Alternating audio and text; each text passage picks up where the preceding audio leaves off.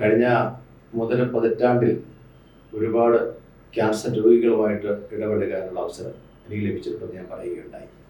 അതുപോലെ അവരുമായിട്ട് ബന്ധപ്പെട്ടവർ, അവരുടെ സഹായികൾ, അവരുടെ ബന്ധുക്കളൊക്കെ തന്നെ ഒരു കുടുംബം എന്നുള്ള നിലയിൽ ഈ ക്യാൻസർ ഉണ്ടാക്കുന്ന കേവലം ഒരു രോഗം മാത്രമല്ല, കേവലം ഒരു ശാരീരിക രോഗം മാത്രമല്ല ക്യാൻസർ എന്ന് പറയുന്നത്. ശാരീരികമായും സാമ്പത്തികമായും മാനസികമായും സാമൂഹികമായും വൈകാരികമായും ഒക്കെ തന്നെ ഒരുപാട് പ്രശ്നങ്ങൾ സൃഷ്ടിക്കുന്ന രോഗമാണ്. അപ്പോൾ ഒരു ക്യാൻസർ ചികിത്സാ കേന്ദ്രം എന്ന് പറയുമ്പോൾ വെറുതെ ഒരു മരുന്ന് കൊടുക്കുന്ന കേന്ദ്രം മാത്രമായിക്കൂടാ, അതിനുപരിയായിട്ടുള്ള ഇത്തരം കാര്യങ്ങൾ കൂടി അഡ്രസ് ചെയ്യാനുള്ള എല്ലാ സംവിധാനങ്ങളും, രോഗികളുടെ ഇത്തരം കാര്യങ്ങൾ കൂടി പരിഗണിച്ചുകൊണ്ടാണ് ചികിത്സ നൽകിയത്. അത്തരത്തിലുള്ള ശ്രമങ്ങളാണ് RCC നടക്കുന്നത്. ഈ ഞാൻ നേരത്തെ സൂചിപ്പിച്ചതുപോലെ ഒരു 3.5 പതിറ്റാണ്ടിലെ ഈ ഒരുപാട് ഇടപെടലുകൾ ഒരുപാട് മനുഷ്യരെ, നമുക്ക് നല്ല മനുഷ്യരെ, അല്ലെങ്കിൽ നേരത്തെ നല്ല മനുഷ്യരല്ലായിട്ടും അവർ ക്യാൻസറിന് ശേഷം, ക്യാൻസർ എന്ന് പറയുന്ന മാരക രോഗത്തിന് അടിമയായതിനു ശേഷം ജീവിതം മാറി മറിഞ്ഞവരുണ്ട്. നന്മയുടെ പൂക്കൾ അവരുടെ ആകാശത്ത് വിരിഞ്ഞവരുണ്ട്. നന്മയുടെ പൂമരമായി മാറിയവരുണ്ട്. എല്ലാവരും മോശപ്പെട്ടവരെന്നുള്ള നമ്മുടെ ജീവിതത്തെക്കുറിച്ചുള്ള വീക്ഷണം മാറ്റാൻ സഹായിക്കുന്ന ഒരുപാട് പേരുണ്ട്. അതിലൊരു ചെറുപ്പക്കാരൻ എൻ്റെ ഓർമ്മയിലേക്ക് വരികയാണ്. അദ്ദേഹത്തിൻ്റെ പേര് ഞാനിപ്പോൾ പേര് മാറ്റി പറയുകയാണ്. പേരതല്ല, 2 പേരുടെ ദിലീപും ദിവ്യയും. യഥാർത്ഥ പേര് ഞാൻ പറയുന്നില്ല. അവരിപ്പോഴും സുഖമായിട്ട് സന്തോഷമായിട്ട് ജീവിച്ചിരിക്കുന്നു. ഒരു പക്ഷേ അവർക്ക് പ്രശ്നമുണ്ടോ ഇല്ലെന്നുണ്ടെങ്കിൽ അവർ പേര് പറയുന്നത് ശരിയല്ലാത്തതുകൊണ്ട് ഞാൻ അവരുടെ ഐഡന്റിറ്റി വ്യക്തമാക്കുന്നില്ല. എനിക്ക് ഒരിക്കലും മറക്കാൻ കഴിയാത്ത ഒരു 2 ചെറുപ്പക്കാരാണ് അവർ. ഒരു ദിവസം ദിലീപ് എൻ്റെ ഓഫീസിലേക്ക് വന്നു. അത് വന്നത് അദ്ദേഹത്തിൻ്റെ ഭാര്യയെ ചികിത്സിക്കാൻ വേണ്ടിയാണ്. അപ്പം കഥകൾ ഞാൻ അവരുടെ കാര്യങ്ങളൊക്കെ ചോദിച്ചതിൻ്റെ ഭാഗമായിട്ട് പറഞ്ഞപ്പോൾ, കല്യാണം കഴിച്ചതിൻ്റെ 3ാമത്തെ ദിവസമാണ് ദിലീപ് RCC വരുന്നത്. കല്യാണത്തിൻ്റെ അന്നത്തെ ആദ്യ രാത്രി കഴിഞ്ഞ് പിറ്റേ ദിവസം രാവിലെ അദ്ദേഹത്തിൻ്റെ ഭാര്യ, ദിലീപിൻ്റെ ഭാര്യ ദിവ്യ വാഷ്റൂമിൽ പോയപ്പോൾ മുഖം ഒന്ന് കഴുകി മൂക്കൊന്ന് ചീറ്റി. മൂക്ക് ചീറ്റിയപ്പോൾ അതിൽ ഒരു തുള്ളി രക്തം വന്നു. ദിലീപിനോട് പറഞ്ഞു, സാരമില്ല, സൈനസൈറ്റിസ് വല്ലതുമായിരിക്കും, ഓക്കെ.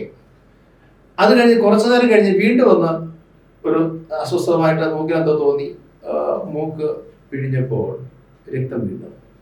ശരി, നമുക്ക് ആശുപത്രിയിൽ പോയിക്കാം എന്ന് പറഞ്ഞിട്ട് കല്യാണത്തിൻ്റെ പിറ്റേ ദിവസം രാവിലെ 10 മണിയോടുകൂടി അവർ അടുത്തുള്ള ഒരു ആശുപത്രിയിൽ പോകുന്നു. ഡോക്ടർ സ്വാഭാവികമായിട്ടും ഡോക്ടർ ആദ്യം വിചാരിക്കുന്ന സൈനസൈറ്റിസ് വല്ലതും ആയിരിക്കും. എന്തായാലും റുട്ടീനായിട്ടുള്ള രക്തപരിശോധന നടത്താൻ സ്വാഭാവികമായിട്ട് ആശുപത്രി ചെല്ലുമ്പോൾ ചെയ്യുന്ന എല്ലാ ടെസ്റ്റുകളും ചെയ്തു. പൊയ്ക്കൊള്ളാൻ പറഞ്ഞു. ഒരു ആന്റിബയോട്ടിക് കൊടുത്തു. അവരെ വീട്ടിലേക്ക് വന്നു.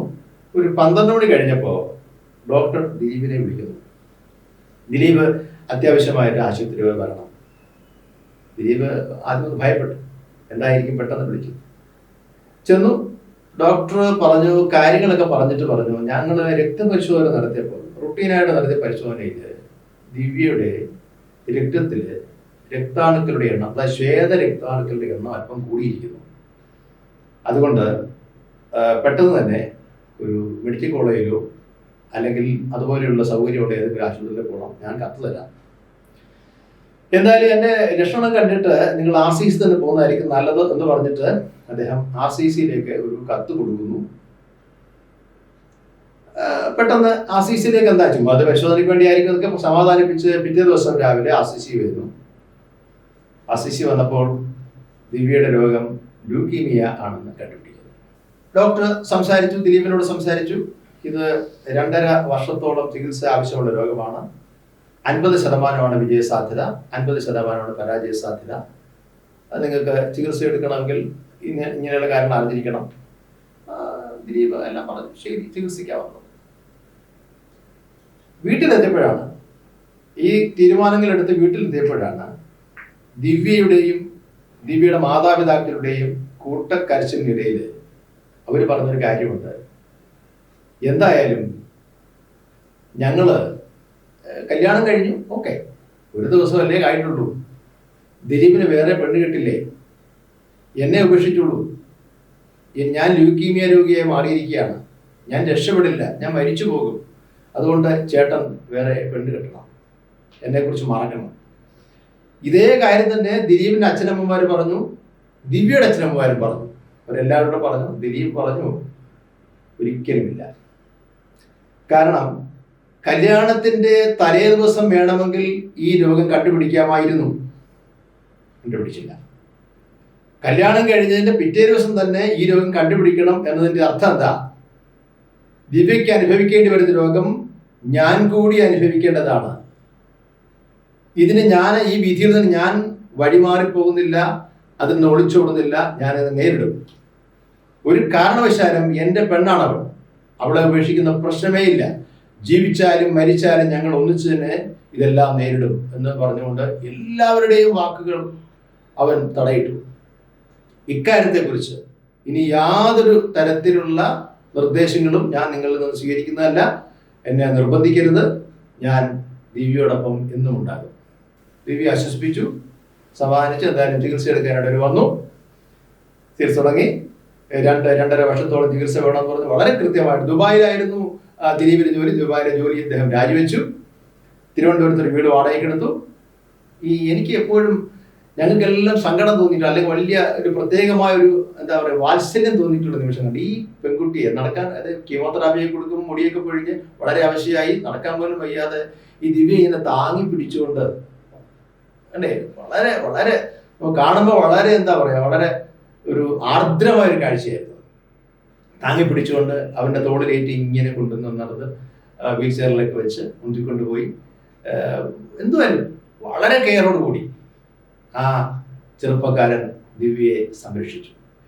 അതായത് ക്യാൻസർ എന്ന് കേട്ടാൽ, ക്യാൻസർ പങ്കാളിക്ക് ക്യാൻസർ ആണെന്ന് അറിഞ്ഞ ഉടനെ തന്നെ ഡൈവോഴ്സ് നോട്ടീസ് കൊടുക്കുന്ന നാട്ടിലാണ് നമ്മൾ സംഭവിക്കുന്നത്. ആലോചിക്കണം, അത്തരം ആൾക്കാരെ ഞാൻ കാണുന്നുണ്ടാവും. അങ്ങനെ ഈ ദിലീപ് ദിവ്യയെ തൻ്റെ ചിറകിലിങ്ങനെ ഒതുക്കി പിടിച്ച് അവൻ കൂടെ നടത്തി കുഞ്ഞുങ്ങളെ പോലെ പരിപാലിച്ച് അവൾ പൂർണ്ണമായും രോഗവിമുക്തയായി സന്തോഷത്തോടുകൂടി ഒരു 2 വർഷം ചികിത്സ കഴിഞ്ഞിട്ട് ശേഷം അവരിവിടുന്ന് പോയി. അത് കഴിഞ്ഞ് ഇടയ്ക്കിടയ്ക്ക് വരും. അവൾ മിടുക്കിയായി. നേരത്തെ കാലത്തെ ദിലീപിന്റെ ജോലി ഉപേക്ഷിച്ച് ഞാൻ പറഞ്ഞല്ലോ, ദുബായിൽ തന്നെ വീണ്ടും അയാൾക്ക് ജോലി കിട്ടി. ഒരു 6 മാസം കഴിഞ്ഞ് തന്നെ ദിവ്യയും കൂടി അയാൾ കൊണ്ടുപോയി. പിന്നീട് ഇടയ്ക്കിടയ്ക്ക് എന്നെ അവിടെ നിന്ന് ദുബായിൽ നിന്ന് വിളിക്കുമായിരുന്നു. സാറേ കുഴപ്പമൊന്നുമില്ല, നന്നായിരിക്കുന്നു, നിങ്ങളെ ശരിക്കും ചെയ്ത സഹായത്തിന് നന്ദിയൊക്കെ പറഞ്ഞുകൊണ്ട് വളരെ കൃതാർത്ഥതയോടുകൂടി ചാരിതാർത്ഥത്തോടുകൂടി ദിലീപ് സംസാരിക്കാറുണ്ടായിരുന്നു. എന്തായാലും കുറേ വർഷങ്ങൾ കഴിഞ്ഞ്, വർഷത്തിലൊരിക്കൽ 2 വർഷത്തിലൊരിക്കലേക്ക് ഞങ്ങൾ ഫോളോ അപ്പിന് വരാൻ പറയും. അങ്ങനെ വന്നുകൊണ്ടിരുന്നു. കുറച്ചു കാലം കണ്ടില്ല. പിന്നെ ഒരു 7-8 വർഷം കഴിഞ്ഞ് ദിലീപിനെ കഴിഞ്ഞ ഒരു 5-6 വർഷം മുമ്പ് അയാൾ എന്നെ കാണാൻ വേണ്ടി വന്നു. കാണാൻ വന്നപ്പോൾ ദിലീപും ദിവ്യയും മാത്രമല്ല, വളരെ ഒരു കുഞ്ഞു കുട്ടിയുണ്ട്, ഒരു മാലാഖയുണ്ട്, 1.5 വയസ്സ് പ്രായമുള്ള ഒരു കുഞ്ഞു കുട്ടിയുണ്ട്. അപ്പം വളരെ സന്തോഷത്തോടു കൂടി വളരെ പ്രകാശമാനമായ ഒരു ജീവിതം അവർക്ക് കിട്ടി. കാരണം എന്താ, ആ ചെറുപ്പക്കാരൻ്റെ ആ സമർപ്പിത ബുദ്ധി, സഹജീവിയോടുള്ള, തന്നെ പോലെ തനിക്കൊരു രോഗം വന്നാൽ ഉപേക്ഷിക്കേണ്ടതല്ല. ക്യാൻസർ എന്ന് പറഞ്ഞാൽ ആ രോഗത്തെ നമ്മൾ അതുപോലെ സ്വീകരിക്കുകയും അതിനെ നേരിടുകയും ചെയ്യുകയാണ്. അല്ലാതെ അത് വരുന്നതിനെ ബന്ധങ്ങൾ വേർപെടുത്തി സ്നേഹനിരാസം നടത്തി എല്ലാത്തിനെയും ഉപേക്ഷിച്ചു പോകലല്ല വേണ്ടത് എന്നുള്ള ഒരു നന്മയുടെ പ്രകാശമാണ് ആ ചെറുപ്പക്കാരനെ എന്നിലേക്ക് കൊണ്ടുവന്നത്. ഒരുപാട് സന്തോഷം തോന്നിയ നിമിഷമാണ്. അങ്ങനെ ജീവിതത്തിലേക്ക് തിരിച്ചു വന്ന, ഒരുപക്ഷെ അയാൾ ആ പെൺകുട്ടി ഉപേക്ഷിച്ചിരുന്നുവെങ്കിൽ ആ കുട്ടി ജീവിതത്തിലേക്ക് വരുമോ എന്ന് എനിക്കറിയില്ല. കാരണം ഡിപ്രഷൻ ഉണ്ടായി, ആർക്കും വേണ്ടാത്ത ഒരു മാംസപിണ്ഡമായി താൻ മാറിക്കഴിഞ്ഞു എന്നുള്ള ബോധത്തോടുകൂടി ആ കുട്ടി ജീവിക്കുകയാണെങ്കിൽ അതിന് ഈ രോഗത്തെ നേരിടാൻ സാധിക്കുമായിരുന്നില്ല. ഇത് സാധിച്ചു. ആ പോസിറ്റീവ് എനർജി എല്ലായിടത്തു നിന്നും കിട്ടി. വളരെ സന്തോഷത്തോടുകൂടി ഇപ്പോഴും ദുബായിൽ ജീവിക്കുന്നു ദിലീപും ദിവ്യയും. നമുക്ക് അവർക്ക് ആശംസകൾ നേരാം.